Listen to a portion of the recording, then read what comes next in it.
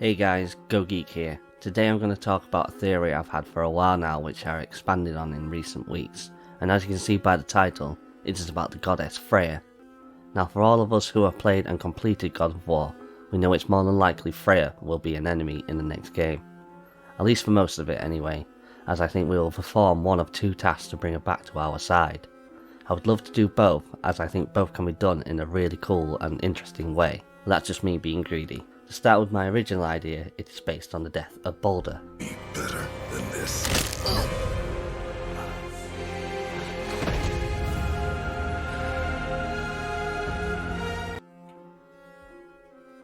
In a story I read quite a while ago, Freya went to the realm of the dead ruled by Hel to beg for her son, to which Hel tells Freya, if everyone and everything in the world weeps for your son, I shall release him. Everyone and everything wept for Baldur, except for a Jotun woman called Thok, who was believed to be Loki in disguise, and so Baldur had to remain in Helheim until the end of Ragnarok. Now in my opinion, that is a cool story, one that can be altered and I think would be a good fit for the next game, and changes events even further, which Kratos loves to do. My theory is Kratos has just fought and defeated Freya.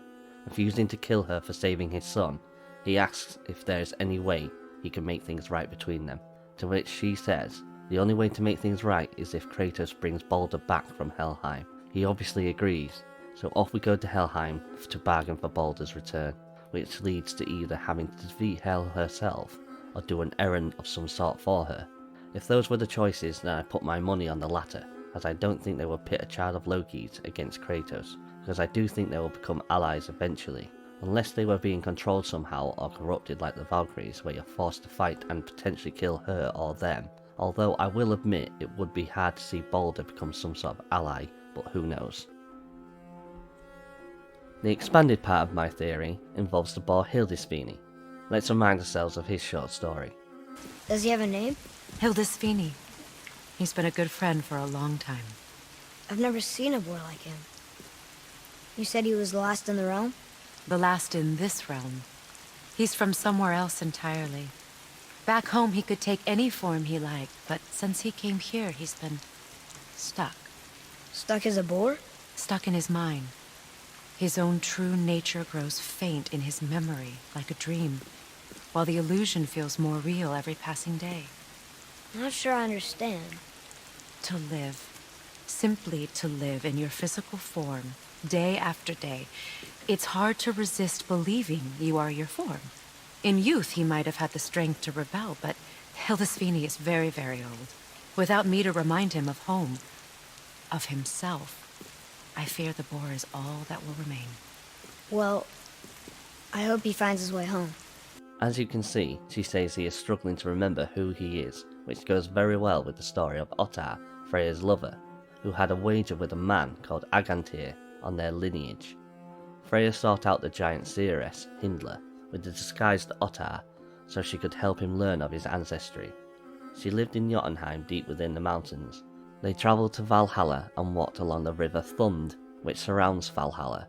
To cut the story short, Freya wanted the Minnesol, hopefully said that right. It's the Ale of Memory, which, if memory serves, get it, memory.